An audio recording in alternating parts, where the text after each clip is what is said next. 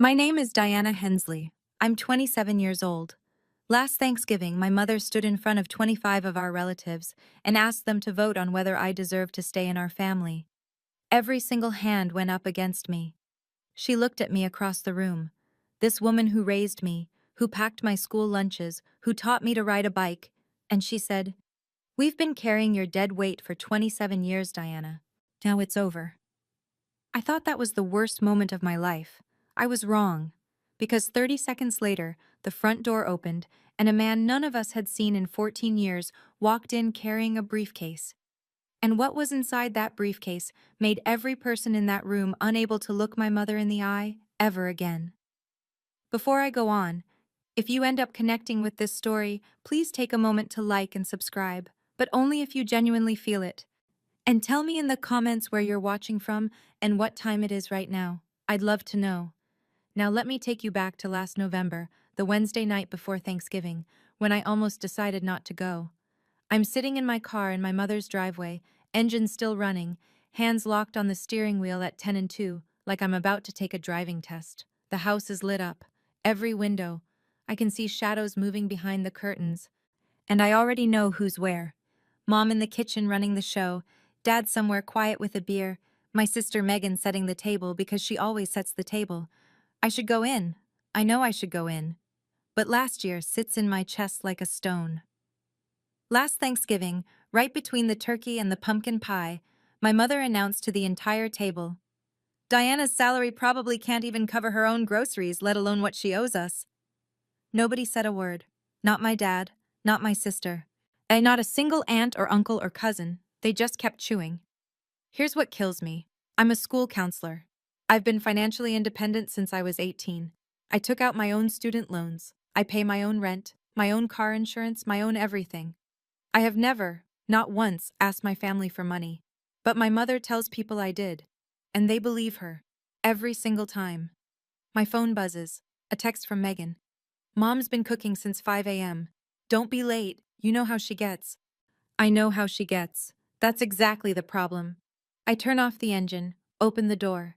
The November air bites my face. I tell myself what I always tell myself. Just get through the meal. Smile. Don't react. 4 hours, then you're free. I'm halfway up the porch steps when I hear her voice from inside the kitchen. "Oh, she actually showed up this year. Gerald, set one more plate, the cheap ones."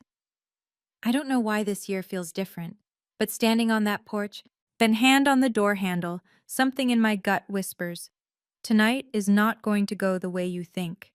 The dining room is packed. 25 relatives crammed around a table meant for 16, extra folding chairs dragged in from the garage. My mother sits at the head. She always sits at the head, with my father Gerald on her right and my sister Megan on her left, the queen and her court.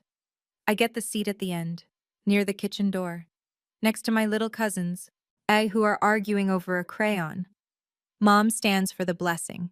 She folds her hands, bows her head, and says, "Lord, we thank you for this family, for the ones who carry the weight and the ones who," she pauses just long enough to glance at me, "who we carry. Amen." A few people shift in their seats. Nobody corrects her. I pick up my fork and focus on my plate, but I can feel it. Something's off tonight. Aunt Martha won't make eye contact with me. Cousin Kyle looks at me, then looks away fast, as like he's been caught. Uncle Ted and Aunt Ruth are whispering at the far end of the table, and when I look up, they stop. It hits me. They know something I don't. Whatever this is, it was discussed before I walked in. I try to shake it off. I turn to my cousin Jenna, Uncle Robert's daughter, one of the few people at these things who actually talks to me like a person. She's 25, kind, and she looks nervous tonight. She keeps glancing at the front door. "You okay?" I whisper. Jenna leans close. "I almost didn't come either. My dad, he said something might happen tonight." Then she stops, mid-sentence, because my mother is staring at us from across the table. Jenna picks up her water glass and says nothing else. "Uncle Robert. He hasn't come to Thanksgiving in 14 years. Why would Jenna mention him now?" My mother smiles at the room. "I hope everyone saved room. We have a little family matter to discuss after dessert." Halfway through dinner, but my mother sets down her fork, dabs her lips with a napkin, and turns to me with that smile. The one she uses when she's about to draw blood in public but wants to look like she's asking about the weather. So, Diana, how's the apartment? Still managing on that little paycheck of yours? A ripple of quiet laughter runs down the table. Not mean laughter, polite laughter. The kind people do when they're following the leader. I'm doing fine, Mom. Thank you. She doesn't stop. Then she turns to Aunt Ruth. You know, I've been keeping a running tab of everything we've spent on her over the years. She shakes her head, slow, theatrical. It's quite a number. Running tab. The words hit me like cold water. I've never heard this before. There is no tab. There has never been a tab. I look at Megan. She's staring at her plate like it holds the answer to the universe. I look at my father. He's sawing at a piece of turkey, jaw tight, eyes down. They know. They already know what's coming. And then it clicks. Mom didn't just cook dinner today. She made phone calls. She had conversations. She met people for coffee, whispered over the phone, probably showed them that, whatever she's about to show the room. This table isn't Thanksgiving dinner. It's a courtroom. And I walked in without a lawyer. Mom reaches into the pocket of her cardigan and pulls out a folded piece of paper. She holds it up just for a second, doesn't open it, doesn't read it, then tucks it back. I've got the numbers right here, but we'll get to that later. She picks her fork back up and takes a bite of green bean casserole, like she hasn't just detonated a grenade under my chair. My hands start shaking under the table. I press them flat against my thighs and breathe. That piece of paper. I don't know what's on it yet. But I know one thing. My mother never bluffs without an audience. There's an empty chair in the corner of the living room. A brown leather recliner, cracked at the armrest. Nobody sits in it. It used to belong to my grandfather. Grandma and Grandpa Caldwell died when I was 13. Car accident on Route 9, coming home from church on a Sunday morning. One phone call and they were gone. Both of them. Just like that. They were the only people in this family who made me feel like I was enough. Grandma used to call me our little counselor, because even as a kid, I'd sit on the porch with her and listen to her talk about her day. Not fix anything, just listen. She'd pat my hand and say, "Don't let anyone make you small, Diana. Promise me that." I promised. After the funeral, my mother took over everything. She was the executor of their estate, the house, the savings, whatever they'd left behind. I was 13. I didn't understand wills or probate or bank accounts. I just knew that one day, Uncle Robert, my mom's older brother, the man who used to take me fishing every summer, started a fight with my mother at the kitchen table. Voices low but sharp. 2 weeks later, he was gone. No more Thanksgivings. No more fishing trips. No more birthday cards. Mom told everyone Robert was jealous. He wanted more than his share, she said. He's always been like that. And everyone nodded. I look across the table at Jenna now, Robert's daughter, and I see her father's eyes. Steady. A little sad. But she's typing something on her phone under the table, shielding the screen with her hand. I remember something else, a detail I haven't thought about in years. Grandma once mentioned a savings account. Set aside for the grandkids' education, she said. After they died, Mom told me it was nothing. Barely enough to cover the funeral costs. I was 13. I believed her. Dinner ends, plates get stacked, the kids run off to the den, and then, instead of coffee and pie, my mother claps her hands twice, like she's calling a meeting to order, and says, "Everyone, please move to the living room. There's something we need to discuss as a family." The living room. I step in and freeze. The furniture has been rearranged, chairs pulled into a wide circle, the coffee table pushed to the side. This isn't spontaneous. She set this up before anyone arrived. I think about leaving, right now, grab my coat, walk out the front door, drive home. But I know what happens if I do. Mom shakes her head, sighs that long sigh, turns to the room and says, "See? She always runs. She can never face responsibility." And by morning, every relative in the circle will believe that version. My version won't exist because I won't be here to tell it. But if I stay, I'm sitting in a trial I didn't agree to. I think about Millfield. 8,000 people. I work at the elementary school. Parents know me.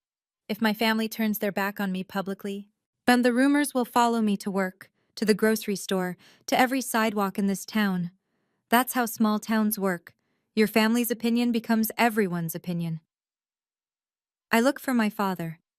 Gerald is sitting in the second row of chairs, not front, not back, holding a Coors Light like it's a life raft. He doesn't look at me. He hasn't looked at me since dinner.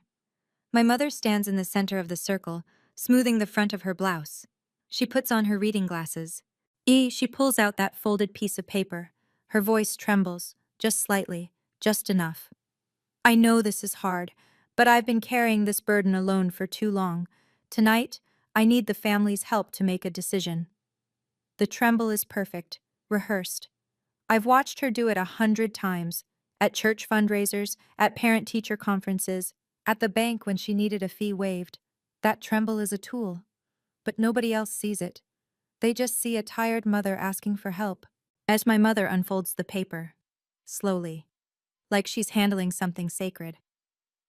I've put this off for years, she says. But Diana needs to hear this. You all need to hear this. She begins to read. Her voice is steady, clear. A woman delivering facts, not accusations. That's the trick. She always sounds reasonable. Item 1. The cost of raising Diana from birth through age 18. Housing, food, clothing, medical. At adjusted total, $112,000. She glances up to make sure the room is listening. It is. Item 2. College financial support that Diana has never repaid. Tuition supplements, books, emergency funds. Total, $23,000. My throat tightens. I didn't receive a cent for college. I took out loans. I worked 2 jobs sophomore year. There were no tuition supplements. There were no emergency funds. Item 3. She pauses for effect. Diana's share of expenses drawn from your grandparents' estate. Medical bills, transportation, miscellaneous support. Total, $18,000. She folds the paper, looks at the room. That's over $50,000. $50,000 that this family has invested in someone who has never once said thank you. The room is quiet. Aunt Ruth nods slowly. Uncle Ted crosses his arms. Cousin Kyle stares at the carpet. I open my mouth. Mom, that's not... I never... Please let me finish. Her hand goes up, palm out. You'll have your turn. But she keeps talking. She turns to Aunt Ruth. Do you remember when I had to sell Mom's silver tea set? That was to cover Diana's dental bills. Ruth remembers, or thinks she does. I never had dental bills paid by my mother. I've been on my own insurance since I was 22. But it doesn't matter. The room believes her. I can see it in their faces. Tight lips, folded arms, eyes that slide off me like I'm something unpleasant. I won't get my turn. I already know that. When my mother folds her reading glasses and tucks them into her pocket. She looks around the circle, every face one by one, and when she speaks, her voice drops to something almost gentle. I've thought about this for a long time, and I think it's only fair that we, as a family, vote on whether Diana should continue to be part of our gatherings, our traditions, and any future family decisions. The words don't register at first. Vote, she said vote. You're asking them to vote me out? My voice sounds far away, like it belongs to someone else. Of our family? I'm asking them to vote on what's fair. This family has suffered enough. I look at Megan. My sister, my older sister, who I shared a bedroom with for 16 years, stares at her own hands in her lap. She doesn't move. I look at my father. Gerald examines the floor like he's never seen hardwood before. I look around the room. 25 faces. These are people I've cooked Thanksgiving sides for, people whose kids I've babysat on weekends. Cousin Kyle, who I drove to his SATs because his car broke down. Aunt Martha, who I called every Sunday for 6 months after her hip surgery. Uncle Ted, who I helped move into his new apartment last spring. Not one of them says, "This is insane, Patricia. You can't vote someone out of a family." Not one. And I understand all at once, felt like a window breaking, that my mother didn't decide this tonight. She campaigned. She called each of them. She presented her version, her numbers, her tears. This vote was decided before I parked my car in the driveway. Mom! My voice cracks, but I push through. I paid my own way through college. I've never asked you for a single dollar. She turns to the room and shakes her head. Sad, patient. A woman dealing with a difficult child. See, this is what she does. She rewrites history. And that's exactly why we're here. I want to pause here for a second, because standing in that circle, listening to my mother rewrite my entire life in front of people I loved, there was a moment where I thought, am I wrong? Have I really been a burden this whole time and just didn't see it? 27 years of hearing it. When everyone around you believes the same story, you start wondering if maybe, just maybe, the lie is true. I need to ask you something. Have you ever had someone repeat a lie about you so many times that you started questioning your own memory? That you started thinking, maybe I do owe them something? Tell me in the comments. I need to know I'm not the only one. Okay, back to that living room. My mother clasps her hands in front of her like a church elder calling for tithes. All in favor of removing Diana from family events, property claims, and financial obligations? Raise your hand. The room holds its breath. 1 second. 2. Aunt Ruth's hand goes up first, straight and sure, like she's been waiting for permission. Then Aunt Martha. Then Uncle Ted. Then Cousin Kyle, who won't look at me while he does it. I count. 10. Cousin Brenda. Cousin Tom. Tom's wife, who I've met exactly 3 times. 15. Great Aunt Peggy, who I drove to her optometrist appointment last March. Second cousin Alan. Yeah, who borrowed my jumper cables 2 winters ago and never returned them. 20. The hands keep rising. Slow, fast, reluctant, firm. It doesn't matter. They all go up. I watch my sister. Megan's jaw is tight. Her hand lifts halfway, pauses, then rises the rest of the way. She still won't look at me. 25. My mother counts them out loud, slowly, deliberately, like reading names at a roll call. Ruth, Martha, Ted, Kyle, Brenda, Tom. Every name a nail. Then she reaches the end of her count and turns to the last person who hasn't raised his hand. Gerald? My father is sitting very still. The Coors light in his hand has gone warm. He stares at the can. The room waits. Gerald. Softer this time. An instruction dressed as a question. My father doesn't look at me. He looks at the floor, at the wall, at his own shoes. And then, slowly, like his arm weighs 1,000 pounds, he raises his hand. My dad. The man who taught me to tie my shoes. Who carried me on his shoulders at the county fair. That hand raised against me. 26. I am standing in a room full of family, and I have never been more alone in my life. My mother surveys the room. 26 hands. She nods, not triumphant, not smug, satisfied. The nod of a woman who has confirmed what she already knew. She turns to me. The room goes so quiet I can hear the kitchen clock ticking through the wall. Someone's child laughs in the den down the hall. And then the sound feels like it belongs to a different universe. We've been carrying your dead weight for 27 years, Diana. Her voice is low, controlled, almost kind. It's over. Nobody breathes. I feel the blood rise in my face. My ears ring. My legs want to move, but they've forgotten how. 26 people just told me I don't belong, and my mother is standing in the center of this circle like she's delivered a mercy. She straightens her posture. I've already spoken with a lawyer. You will no longer be welcome at family gatherings, and any claim you think you have on this family's resources, consider it void. A lawyer? The word comes out before I can stop it. For what? For protecting this family. From you. She says it so simply, like she's locking a door. I look around the room one more time. Aunt Ruth is studying her fingernails. Kyle is staring at the ceiling. Megan has her arms wrapped around herself like she's cold. My father's hand is back in his lap now, but the damage is done. I think, this is it. This is the night I lose my family.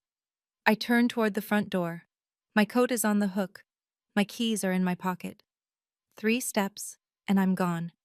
I take the first step, and that's when the front door opens. A gust of November air sweeps through the room. Cold, sharp, the kind of cold that makes you pay attention. A man steps inside, gray hair, worn jacket, and in his right hand, a battered leather briefcase. Well, I haven't seen Uncle Robert in 14 years, but I'd know him anywhere. The broad shoulders, the quiet way he stands in a doorway like he's asking the room for nothing. His hair is almost white now. He's thinner than I remember, but his eyes are the same, Steady, patient, like a man who learned a long time ago that silence is sometimes louder than shouting. Every head in the living room turns. Someone gasps. I think it's Aunt Martha. But my mother's face, I'll remember this for the rest of my life, goes blank. Not angry, not surprised. Blank. Like someone pulled the plug on whatever performance she was running. It lasts half a second, maybe less, and then she rebuilds. Smile back on. Shoulders squared. But I saw it. That half second of naked fear. Robert steps inside and closes the door behind him. He looks around the room slowly. His eyes land on Jenna first. His daughter gives him a small nod. Then on me. Yes, then on Patricia. I wasn't invited. His voice is calm. Gravel low. I know. My mother recovers fast. Robert, this is a family matter. You gave up your right to... Funny. He pulls a chair from the wall and sits down, sets the briefcase on his knees.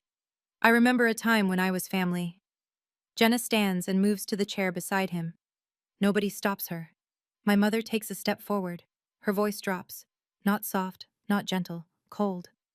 Whatever you came here to do, Robert. Don't! He looks at her. Then he looks at the briefcase. Then he looks at me. And when he speaks, his voice breaks just slightly on the first word. I should have done this years ago, Diana. I'm sorry it took so long. My mother's knuckles go white around the back of the chair she's gripping. And I realize, for the first time in my entire life, I am watching my mother afraid. Truly deeply afraid. What is in that briefcase? Robert doesn't rush. And he rests his hands on the briefcase like he's done this in his head 1,000 times, and now that the moment is here, he wants to get it right. He looks at the room, not at Patricia, at everyone else. 14 years ago, our parents died. His voice is steady, measured. Mom and Dad Caldwell. Most of you were at the funeral. Patricia became the executor of their estate. She handled the house, the accounts, the distribution. I trusted her. He pauses. All of us trusted her. Aunt Ruth shifts in her seat. Uncle Ted uncrosses his arms. Mom and Dad left behind an estate worth roughly $360,000. The house, 2 savings accounts, and a separate fund, $40,000, earmarked specifically for their grandchildren's education. Diana and Megan. I feel the air leave my lungs. $40,000, Grandma's education fund, the one Mom said barely covered the funeral costs. Robert continues. 6 months after the funeral, I asked Patricia to see the distribution paperwork. She told me everything had been handled. Taxes and funeral expenses ate most of it, she said. Nothing left to split. He pauses again. I believed her. For a while. My mother's voice cuts in, sharp. Robert, don't! He raises one hand. Not aggressive, just firm, like a stop sign. Patty, I kept quiet for 14 years. Let me speak. The room is frozen. Nobody texts, nobody fidgets. Even the clock seems louder. Then one day, and a bank statement arrived at Mom and Dad's old house, the one I was fixing up to sell, addressed to their estate account, an account that was supposed to be closed. He looks at Patricia. She's gripping the chair so hard her knuckles have gone from white to yellow. That statement showed withdrawals, dozens of them, all going to one personal account. He doesn't say the name. He doesn't need to. Every pair of eyes in the room slides toward my mother. And the name on that account, Patricia. He's lying. He has always been, Robert, was Patricia Ann Hensley. The room splits open like a fault line. Whispers start at the edges. Low, fast, the kind of murmuring that happens when people are trying to figure out whose side to be on. Aunt Martha leans forward in her chair. Patty, is this true? My mother's response is instant, practiced. He's lying. He's always been jealous of me. And Mom and Dad loved me more, and he's never gotten over it. It's the same line she used 14 years ago, word for word. I know because I've heard her rehearse it at every family gathering Robert's name came up, but something is different this time. Cousin Kyle looks at Robert, then at Patricia, and for the first time tonight, he doesn't nod along with my mother. His hands are clasped between his knees, and he's thinking. Actually, thinking. Megan is staring at our mother with an expression I've never seen on her face before, like she's doing math in her head and the numbers aren't adding up. Mom paid for Megan's entire college education, said it came from savings. Megan never questioned where. My father lifts his head. He looks at his wife, then at Robert, then at the briefcase. His hand, the one he raised against me 5 minutes ago, is trembling. Patricia pivots.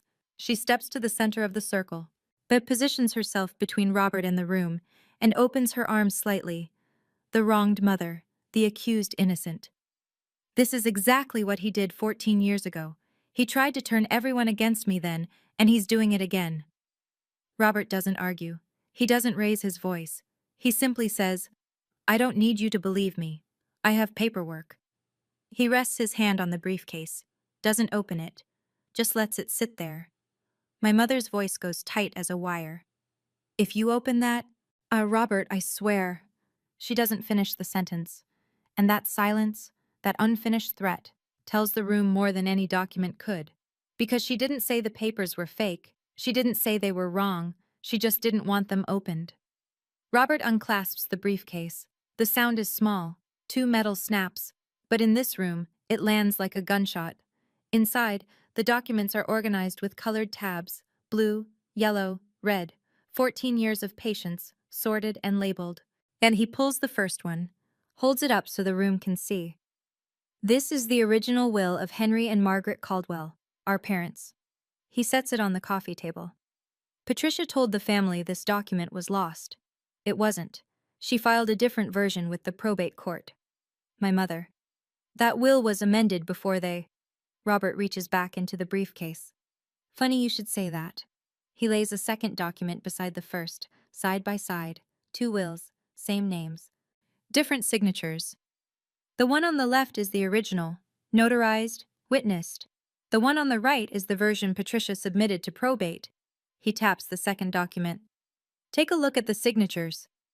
Cousin Kyle leans forward. Aunt Martha stands up to get a closer look. Even from across the room I can see it.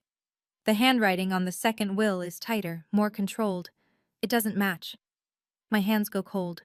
$40,000. That was supposed to be mine and Megan's. Wow, for school. For the future Grandma wanted us to have. Robert pulls a third document from the briefcase. A single page with a letterhead.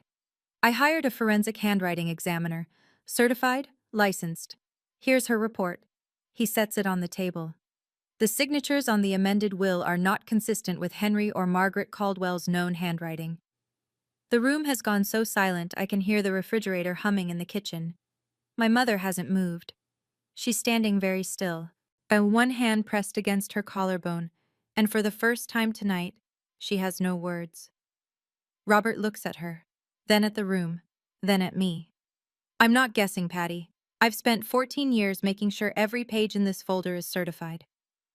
Robert reaches into the briefcase one more time. This time it's a stack of bank statements. Not photocopies, originals, stamped and dated. He fans them across the coffee table like a dealer laying out cards. These are certified records from First National, the estate account of Henry and Margaret Caldwell. His finger traces down the first page. Starting 3 months after the funeral, withdrawals begin. $12,000, $15,000, $10,000, always transferred to the same personal checking account. He flips to the next page, and the next, each one showing the same pattern, money leaving the estate, landing in the same place. Over the course of 2 years, $180,000 was moved out of our parents' estate. $180,000. He looks up. Patricia's name is on the receiving account, her social security number, her signature on every transfer authorization. The silence is so complete, I can hear the refrigerator humming through the kitchen wall. My mother breaks first. Those are forged. He fabricated. These are bank-certified records, Patty. Stamped, dated, your account number, your name.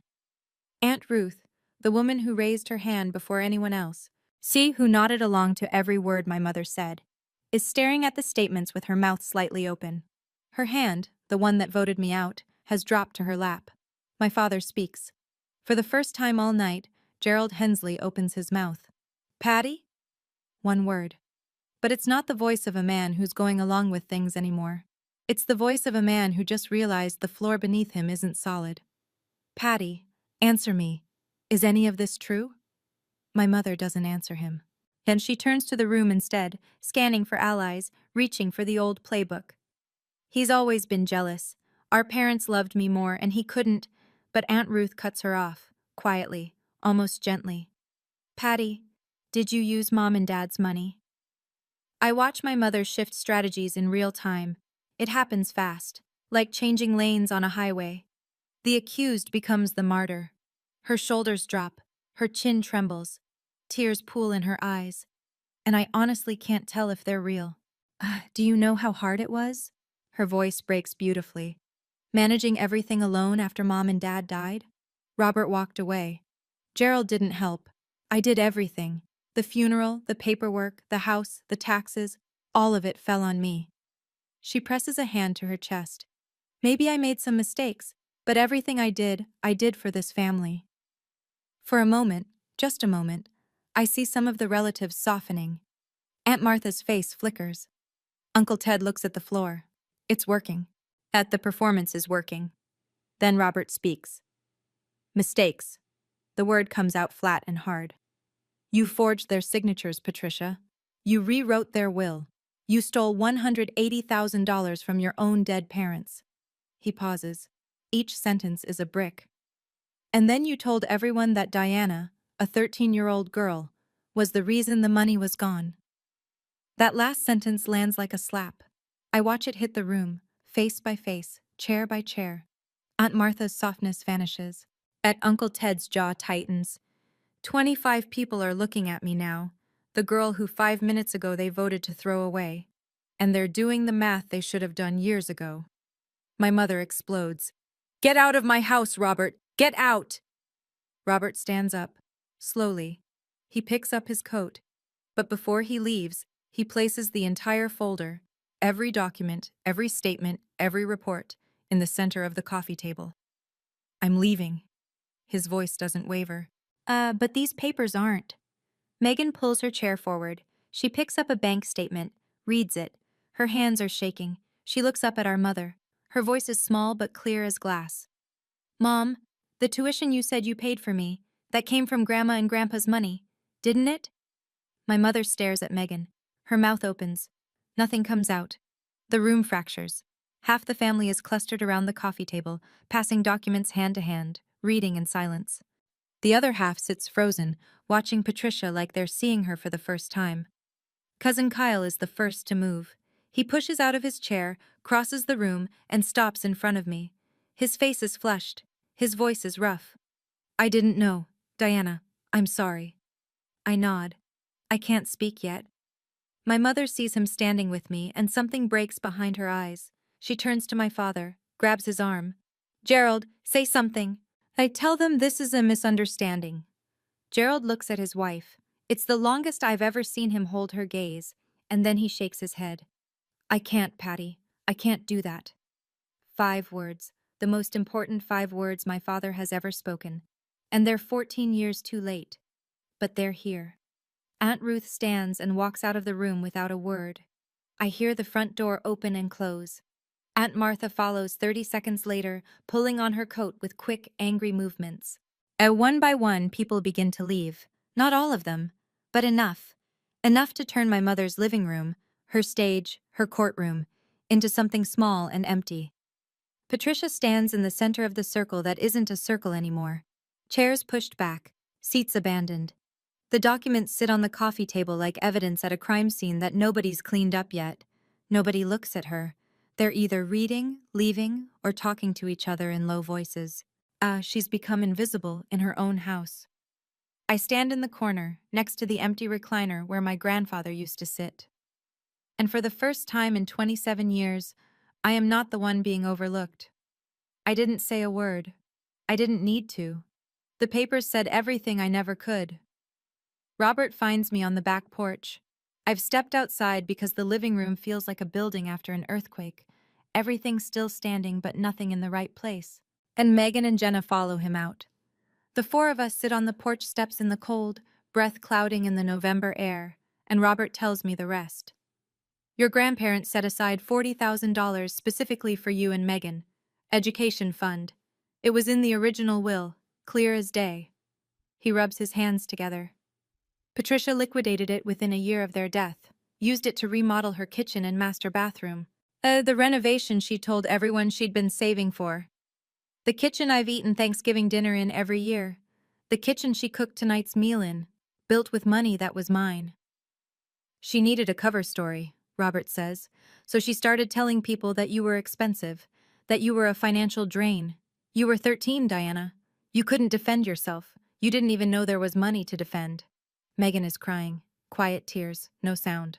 As she's hugging her knees on the step below me, I ask the question that's been building for an hour. Why didn't you say something sooner? Robert's face tightens. I tried. 14 years ago, I confronted her. She told the family I was an alcoholic, that I was jealous, that I wanted more than my share. His voice drops. Everyone believed her. I lost everything. Holidays, birthdays, watching Jenna grow up around her cousins. I lost this family. He looks at the briefcase sitting beside him on the porch. I needed evidence that couldn't be denied. Bank-certified records, a handwriting expert, a lawyer's review. That takes time.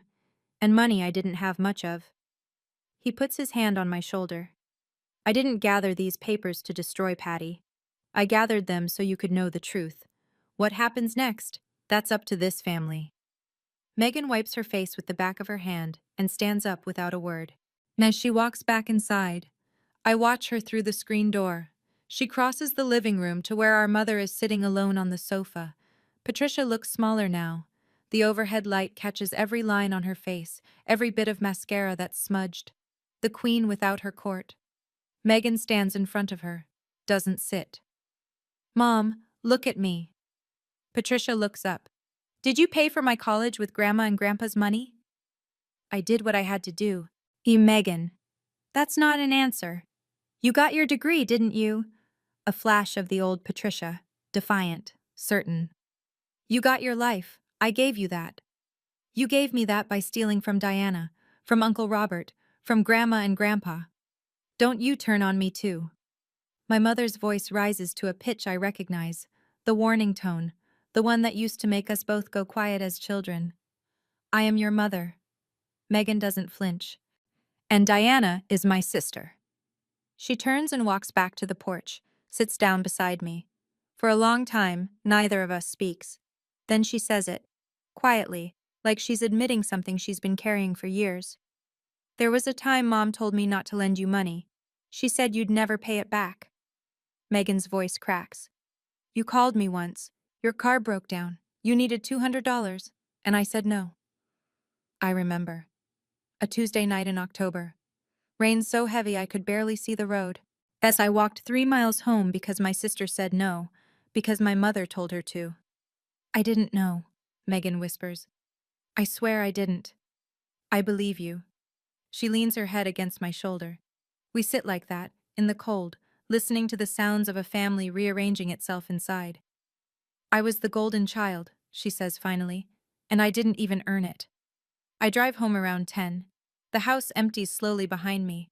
People leaving in ones and twos, coats pulled tight. Car doors closing in the dark. By midnight, my phone has 6 messages. Cousin Kyle calls first. His voice is thick, like he's been sitting in his truck in the driveway working up the nerve. Diana, I should have asked questions. I should have said something when she asked us to raise our hands. I didn't. I'm sorry. Aunt Martha sends a long text. 3 paragraphs. She says she believed Patricia because your mother always sounded so certain. She always had the details.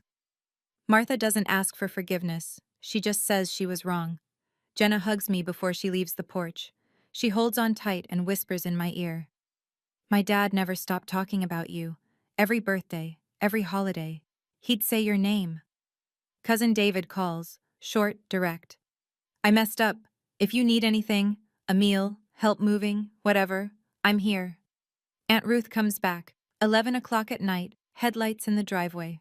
She walks up the porch steps where I'm still sitting with Megan, and she wraps her arms around me for 30 seconds without saying a single word.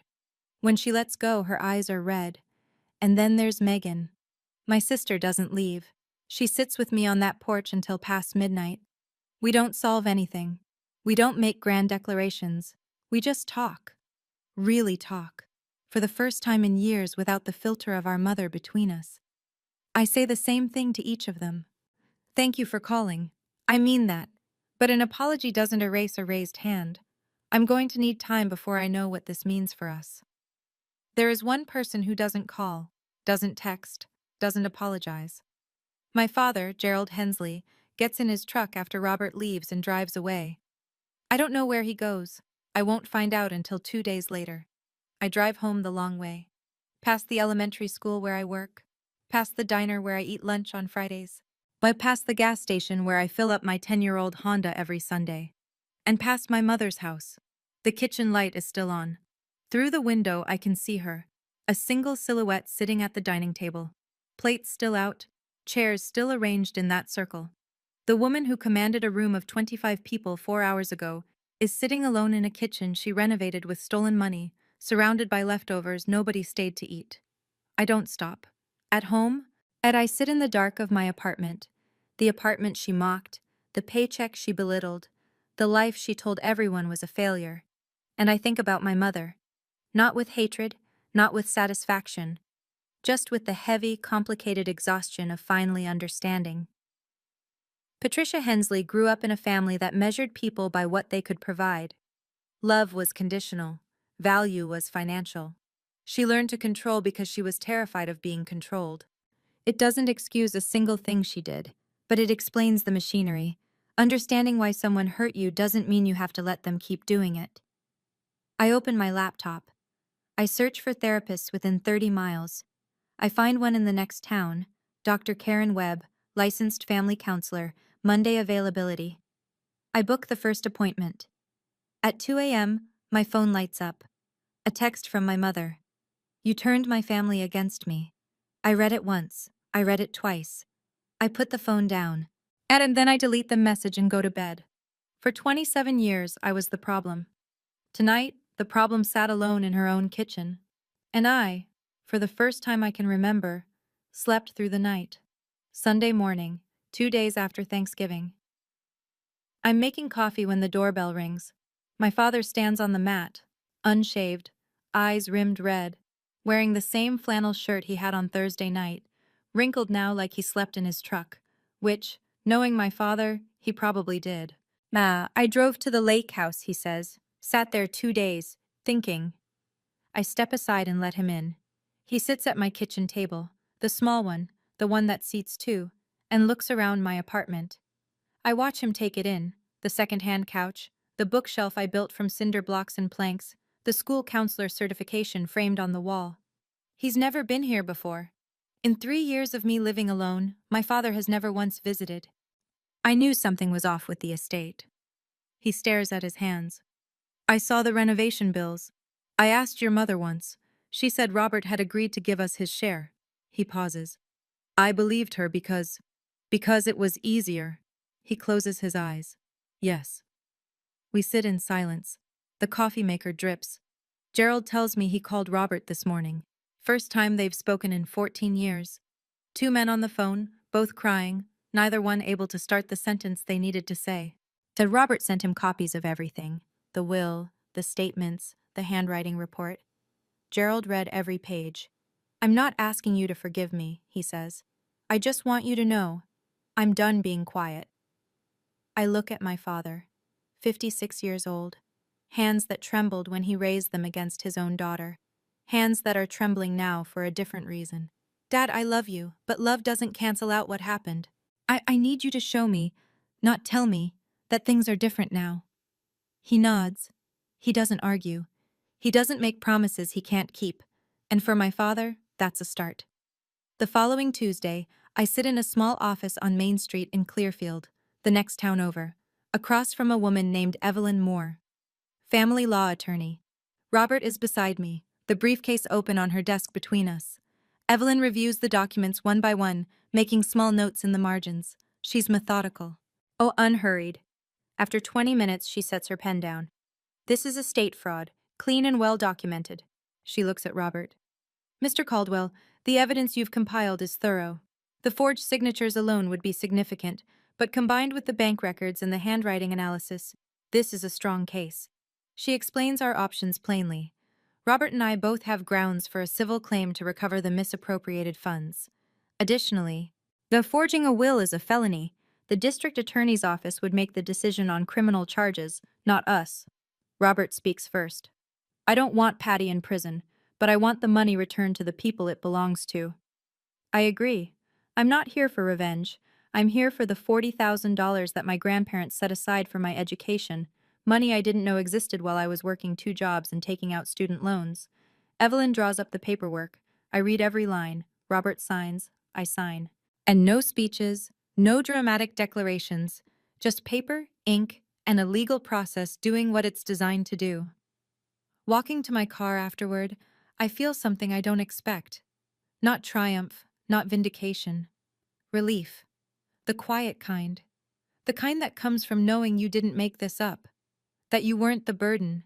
That the numbers were never yours. I didn't sue my mother for revenge. I filed a claim because $40,000 was taken from me before I was old enough to know it existed. And because someone has to say, this was wrong. News travels fast in a town of 8,000. By the second week of December, the story has made its way through every church pew and grocery aisle in Millfield. The first visible shift, Aunt Ruth announces she's hosting Christmas at her house. Robert is invited. Patricia is not. Nobody argues. Nobody even hesitates. My mother fights back the only way she knows how, the phone. She calls every relative one by one. They're working the list she's worked for decades. But this time, most calls go to voicemail. The few who answer keep it short. Patty, we need time. Patty, I don't know what to say right now. Click. At Grace Lutheran, where Patricia has sat in the second pew, left side, every Sunday for 20 years, things shift. People don't confront her. They just rearrange. A 2-seat gap opens beside her, then 3 seats, then the whole pew. Nobody says it out loud. They don't have to. Space speaks. She posts a long message on Facebook, something about betrayal, about family turning their backs, about sacrifice being punished. Megan comments within the hour, "Mom, please stop. You're making it worse." Patricia deletes the post by evening. Gerald moves to the living room couch. He doesn't file for separation, not yet, but the master bedroom door stays closed, and he sleeps under a quilt his mother-in-law made 30 years ago. He starts calling Robert every week. Like 2 men rebuilding a bridge, 1 phone call at a time. Then in late December, a letter arrives at my apartment from Patricia's attorney. She's agreed to negotiate a settlement. She doesn't want to go to court. It's the first time in my mother's life she's chosen to back down. And the only reason she's doing it is because, for the first time, she can't control what happens next. Well, when I read that letter, when I saw that my mother had agreed to settle, I sat at my kitchen table for a long time. 27 years, and she had never once backed down from anything. Not an argument, not an accusation, not a lie. All it took was 1 worn-out briefcase and a man patient enough to wait for the right moment. But I keep asking myself, if Uncle Robert hadn't walked through that door, where would I be right now? Would I have fought back alone? Or would I have just disappeared? What would you have done? If no one had come through that door for you, would you have found the strength to stand on your own, or would you have walked away for good? I really want to know. Tell me in the comments. Okay, let me finish this story. Millfield is the kind of town where everyone knows your business by Tuesday. My mother built her reputation over 3 decades. It unraveled in 3 weeks. At the Women's Fellowship at Grace Lutheran, the committee Patricia chaired for 12 years, quietly restructures in January. New leadership. New meeting schedule. The official reason, time for fresh perspectives. The real reason fills every whispered conversation in the church parking lot. Neighbors who used to accept Patricia's dinner invitations suddenly have conflicts. Every Saturday, indefinitely. The Christmas card count at our family home drops by more than half. Meanwhile, as something unexpected happens to me. At school, a parent I barely know, a woman named Linda, whose son I counseled through his parents' divorce, stops me in the pickup line. "I heard what happened, Miss Hensley. For what it's worth, this town is better because you're in it." She squeezes my hand and walks away before I can respond. It's a small thing. But in a small town, small things are everything. Robert comes to Christmas at Aunt Ruth's house. Of 14 years since he's had a place at a family table. When he walks through Ruth's front door, Jenna is right behind him, carrying a pie she baked from their grandmother's recipe. Ruth pulls Robert into a hug so tight his feet nearly leave the ground. A week later, I find an envelope in my mailbox. No return address. Inside, a photograph. Yellowed, creased at the corners. My grandparents holding me at age 3. I'm laughing at the camera, and my grandmother's hand is on my head, but protective and sure. On the back, in her handwriting, our little counselor. I don't know who sent it, but I have a feeling it was a man who sleeps on his living room couch now and is trying, in his own quiet way, to give back what was taken. In February, the settlement is finalized. Evelyn Moore calls me on a Tuesday afternoon, and I pull over in the school parking lot to listen. Patricia agrees to return $40,000 to Diana and Megan, the grandchildren's education fund, and exactly as the original will specified. She returns $70,000 to Robert, his rightful share of the estate distribution she intercepted. The remaining $30,000, which Patricia claims was spent on family expenses but cannot document, remains in dispute. A matter for another day. To make the payments, my mother has to sell her SUV and draw from her retirement savings. The kitchen she built with stolen money is worth more than the car, but nobody's asking her to tear it apart. But the irony is enough. I received $20,000, my share of the education fund. I use it to pay off my student loans.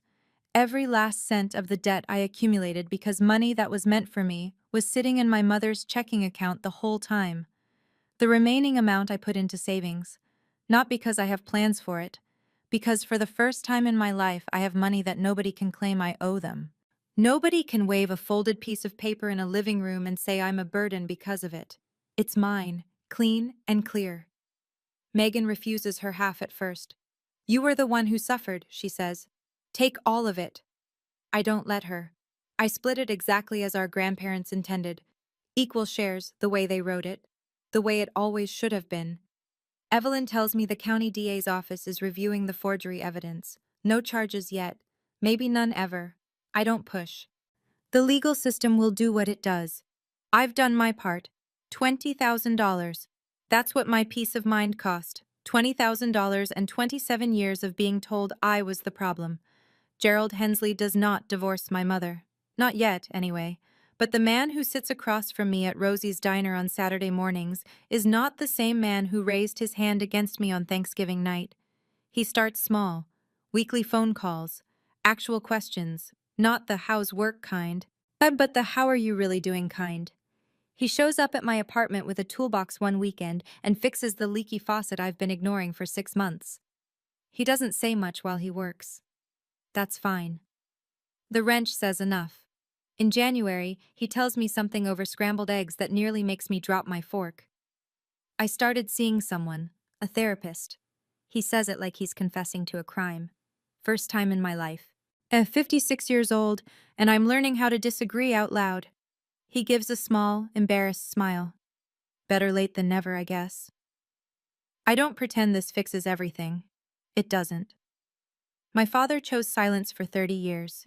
He chose comfort over his daughter. That shaped me in ways I'm still uncovering on Dr. Webb's couch every Monday afternoon. But I also know this. Change at 56 is harder than change at 27. Every appointment he keeps, every phone call he makes to Robert, at every Saturday he shows up at my door. That's a man fighting the current of his entire adult life.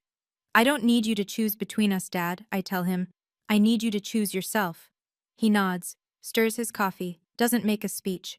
My father isn't a villain. He's a cautionary tale about what happens when you choose silence for 30 years. And he's also proof that it's never fully too late to start speaking up, even if your voice shakes. 3 months after Thanksgiving, my phone rings. The caller ID says Mom. I let it ring 4 times. Then I answer. Her voice is different, smaller. The commanding tone that could steer a room of 25 people is gone, replaced by something thin and tired. Can we talk? I want to explain. I agree to meet, but on my terms. Not at her house, not in her kitchen. A coffee shop in Clearfield, the next town over. Public, neutral, my therapist's suggestion. I'm learning that geography matters when you're rewriting a relationship. We sit across from each other in a booth by the window. She orders black coffee. I order the same. For a moment, it almost feels normal. Two women, a table, coffee. Except one of them stole $180,000 from her dead parents and blamed her 13-year-old daughter for it. She starts. When your grandparents died, I was overwhelmed. The estate, the paperwork, the grief, I raise my hand, gently. Yeah, the way Robert did on Thanksgiving night. Mom, I'm not here to listen to explanations. I'm here to tell you what I need going forward. She blinks. She's not used to this. I lay it out. 1. You never discuss my finances in front of the family again. 2. If we disagree, we talk privately. You don't recruit an audience. 3. I choose which family events I attend, not all of them, not because you summon me. 4. You start therapy. Real therapy. And not a conversation with Pastor Dave over lemonade. She listens. When I finish, she stares at her coffee for a long time. And if I can't do all that? Then we stay where we are, and I'll be fine either way. She doesn't respond. I don't need her to. I'm not punishing you, Mom. I'm protecting myself. Those are two very different things. Christmas at Aunt Ruth's house is a smaller affair, 12 people instead of 25. The table is set with mismatched plates and cloth napkins that have seen better decades. It's imperfect. It's honest. And honest is something I haven't had in 27 years. I sit next to Uncle Robert. Jenna is across from us. Megan arrives with a sweet potato casserole, the first dish she's ever made for a family gathering herself, without Mom standing over her shoulder directing every pinch of salt. It's a little overcooked. Nobody cares. There's no circle of chairs. No folded speeches. No hands raised. Robert says grace.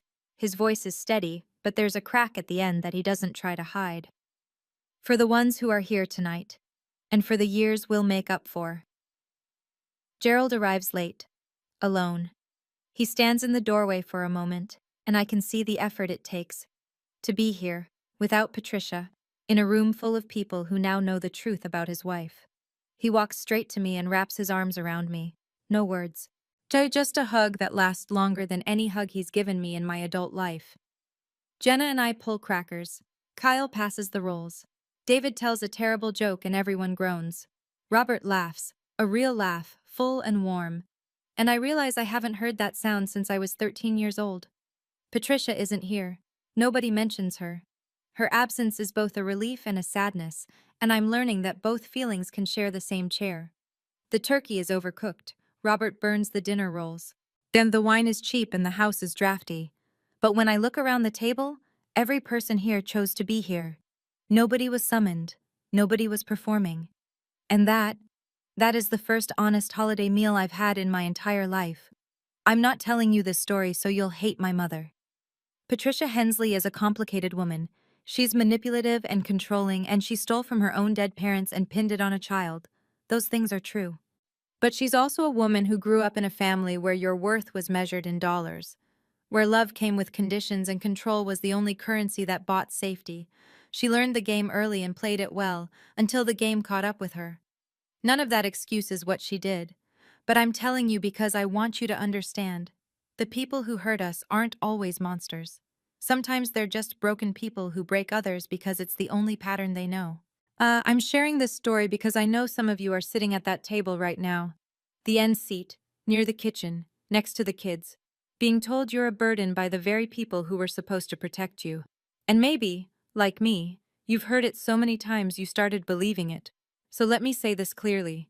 You don't have to prove anything to anyone. You just have to stop believing the version of you that someone else wrote.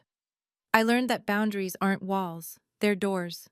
You decide who walks through and when and under what conditions.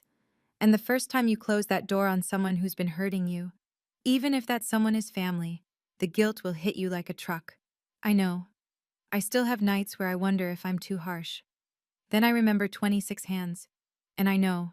I'm not harsh. I'm just finally learning to stop putting other people's comfort above my own safety. Uncle Robert taught me something I'll carry forever. The truth doesn't need to shout. It just needs the right moment, the right paperwork, and enough patience to wait. It's March now, 4 months since Thanksgiving. I still work at Millfield Elementary. I'm still a school counselor, but I've started studying for an advanced certification in family therapy. part of the tuition comes from the settlement. My grandmother's money, finally doing what she intended it to do. And Megan and I meet every other Wednesday for coffee at the cafe on Elm Street. We're learning each other as adults, without my mother narrating who we're supposed to be to each other. Last week, Megan told me she's been thinking about going back to school too. Maybe social work, she said. I want to help people the way you do. I almost cried into my latte. Robert is back, fully back. He was at Ruth's for Christmas, at Jenna's for New Year's, and then last Sunday he showed up at my apartment with a fishing rod and a thermos of coffee. 14 years of trips to make up for, he said. Gerald goes to therapy every Thursday. He and Patricia still share a house, but he told me their relationship is being renegotiated. His word. The fact that he has a word for it at all tells me how far he's come. My mother hasn't called since the coffee shop. I don't wait by the phone.